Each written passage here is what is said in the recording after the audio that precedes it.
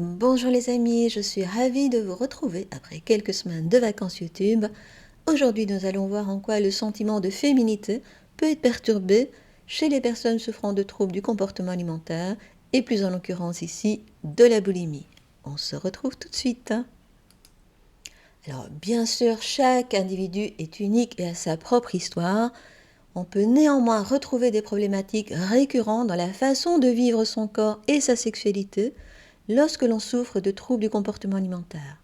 Alors dans cette vidéo, je vais m'attarder essentiellement sur les femmes, dans la mesure où j'ai eu peu d'hommes en consultation sur ce sujet et qu'il y a peu d'études concernant les hommes et leur façon de vivre leur corps quand ils souffrent de boulimie. Alors on va retrouver une ambivalence assez tenace. Donc, tout comme pour l'anorexie, les personnes souffrant de boulimie sont particulièrement inquiètes de leur apparence et de leur capacité à plaire.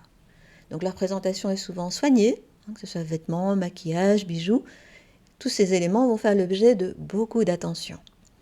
Mais derrière cette façade, l'image qu'elles ont d'elles-mêmes est sur bien des points défaillante. Elles se sentent bêtes et inintelligentes, moches et grosses, portrait qui peut sembler caricatural, mais qui est pourtant bien réel dans leur perception. Donc ce déficit d'estime de soi va faire que le regard de l'autre va vite devenir crucial.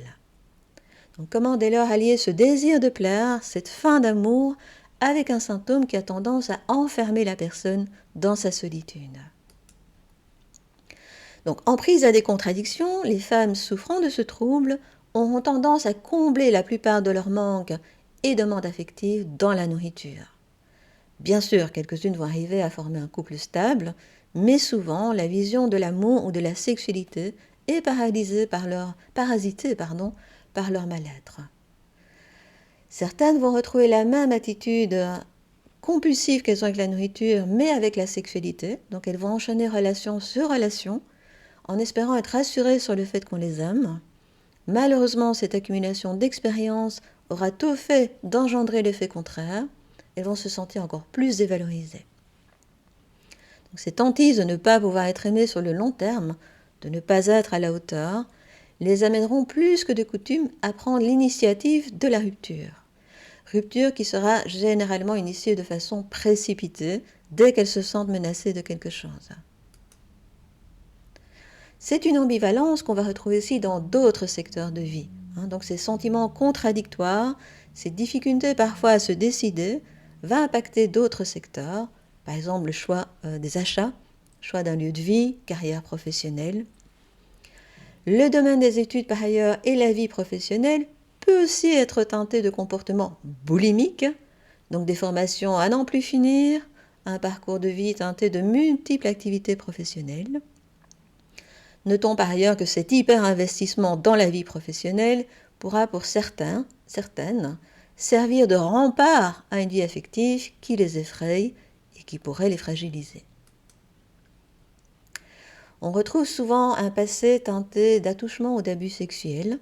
Donc le travail clinique et de nombreuses études soulignent la récurrence d'épisodes abusifs dans l'enfance de la personne souffrant de boulimie, tout comme pour l'anorexie d'ailleurs.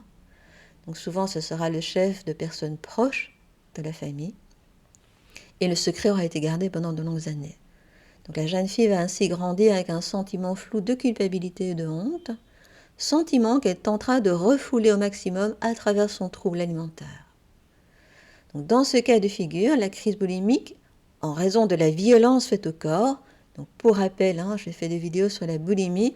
Dans la boulimie, il y a vomissement provoqué, souvent prise abusive de laxatifs, parfois même de diurétiques. Donc la crise de boulimie, en raison de cette violence faite au corps, va aussi servir parfois de sanction, de punition, voire même pour certains de purification, en expulsant au travers des vomissements toutes ces zones d'ombre enfouies. D'autres encore, habitués à la violence, vont perpétrer cette agression sur elles-mêmes via le trouble alimentaire.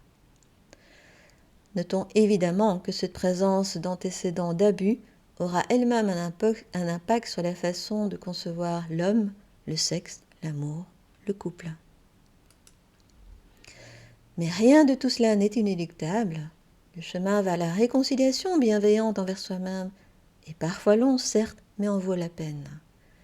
Donc il s'agira d'apprendre à s'affirmer, à se respecter et de ne pas rester terré dans le silence de ces quatre murs et bien sûr de trouver un professionnel de confiance pour retrouver la route vers le meilleur de soi-même. Si vous avez des questions, n'hésitez pas à me contacter via mes sites internet dont vous trouverez les références dans cette vidéo, en annexe de cette vidéo. Si vous avez aimé, n'hésitez pas à liker et à vous abonner à ma chaîne YouTube. Quant à moi, je vous retrouve très bientôt pour de nouveaux thèmes. D'ici là, je vous souhaite mille petits bonheurs et je vous embrasse.